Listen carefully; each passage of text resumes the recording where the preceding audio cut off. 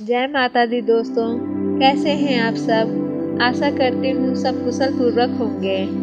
दोस्तों, आज मैं आपसे भारतीय संस्कृति के बारे में बात करना चाहती हूँ। दोस्तों, हमारी संस्कृति विज्ञान से भी ऊपर है। विज्ञान का नाम तो अब हम बोलते हैं, अब जानते हैं, पर सहस्र वर्षों पहले ये विज्ञान हमारी संस्कृति के रूप में माना जाता रहा है, जिसमें विज्ञान और संस्कार दोनों समाहित हैं। दोस्तों, राजनीतिक शक्ति द्वारा हम अपने अधिकारों की रक्षा तो कर सकते हैं, पर जिस स्थान से हमारे सुख दुख की उत्पत्ति होती है उसका नियंत्रण राजनीतिक शक्ति से नहीं कर सकते। यह कार्य आध्यात्मिक उन्नति से ही संपन्न हो सकता है। मनुष्य को मनुष्य बनाने की वास्तविक शक्ति भारतीय संस्कृति में ही है। यह संस्कृति हमें सिखाती है कि मनुष्य मनुष्य से प्रेम करने को पैदा हुआ है, लड़ने मरने को नहीं। अगर हमारे सभी कार्यक्रम ठीक ढंग से चलते रहे तो भारतीय संस्कृति का सूर्योदय अवश्य होगा।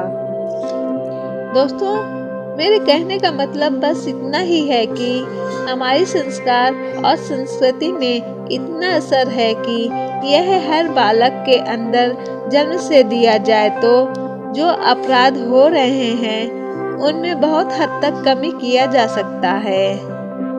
तो दोस्तों, आज का विचार आपको कैसा लगा कमेंट बॉक्स में ज़रूर बताएं।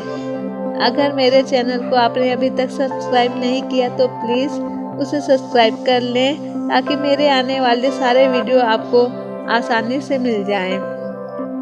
तो चलिए अब बढ़ते हैं आज की कथा की ओर। दोस्तों, आज की कथा में ऋषियों ने सूर्य जी से पूछा कि हे प्रभु, बंधन क्या है तथा मनुष्य इस बंधन से कैसे मुक्त हो सकता है, उसकी विवेचना कीजिए। तो सूर्य जी बंधन और मोक्ष क्या है इसकी विवेचना कर रहे हैं। तो चलिए सुनते हैं आज की कथा। बंधन और मोक्ष, शिव पुराण एपिसोड 17। ओम गण गणपतये नमः। ओम नमः शिवाय। ऋषि बोले, हे सूर्य जी, हमें यह बताने की कृपा करें कि बंधन और मोक्ष क्या है। तब सूर्य जी ने ऋषियों को बताया कि प्रकृति के 8 बंधन हैं।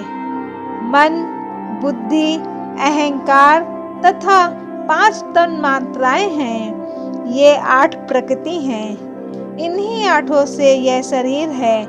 इन्हीं से सभी कर्म हैं। शरीर से कर्म और कर्म से शरीर, यही चक्र लगातार चलता रहता है।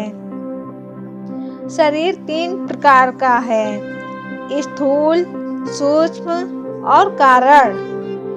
स्थूल, जो हमारा स्थूल शरीर है, जो हमें दिख रहा है, वो व्यापार करता है, जीविका चलाने के लिए कोई ना कोई काम करता है।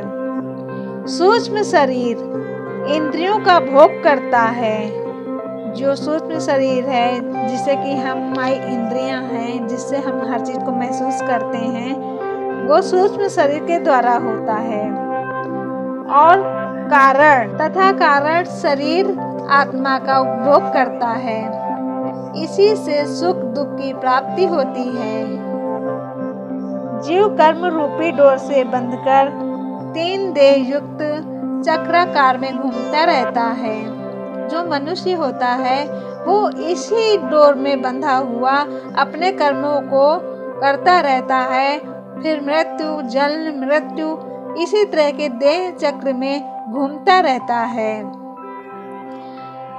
जिन लोगों को इस देह चक्र से मुक्ति पानी है, उन लोगों के लिए वो बताते हैं कि जब चक्रकर्ता व्यक्ति शिव जी का पूजन करता है तो वह इससे मुक्ति पा सकता है। शिव ही 8 को वश में किए हुए हैं। जो प्राणी शिव जी की बेल या लिंग में पूजा करते हैं, उन पर शिव जी प्रसन्न रहते हैं। वैसे तो लिंग अनेक हैं, परंतु स्वयंभू लिंग, बिंदु लिंग, प्रतिष्ठित लिंग तथा 4 लिंग एवं 5वां गुरु लिंग है। इन 5 लिंग की पूजा करनी चाहिए।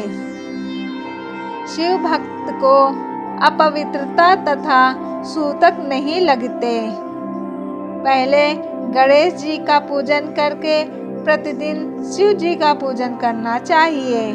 शिव जी के पूजन से प्राणी को दैहिक, दैविक और भौतिक ताप शांत हो जाते हैं। इस प्रकार सूत महाराज जी ने ऋषिगणों को यह बंधन और मोक्ष की कथा सुनाई। ओम नमः शिवाय।